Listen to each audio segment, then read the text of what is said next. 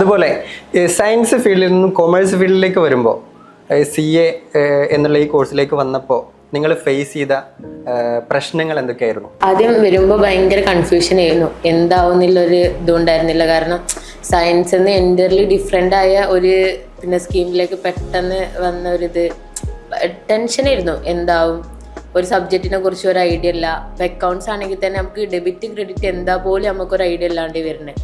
പിന്നെ ഇവിടെ എത്തിയതോട്ട് ഇവിടുന്ന് ബേസ് ക്ലാസ് ഒക്കെ നല്ല സെറ്റായിട്ട് കിട്ടി. അപ്പോൾ അതോട്ട് ഫുള്ള് ബേസ് ഒക്കെ നല്ല തറവായി, ഫൗണ്ടേഷൻ സെറ്റ് ആയതോട്ട് തന്നെ ബാക്കി ഫുള്ള്. അപ്പോൾ ഒരു കോൺഫിഡൻസ് വന്നു ഫൗണ്ടേഷൻ കിട്ടുമെന്ന്.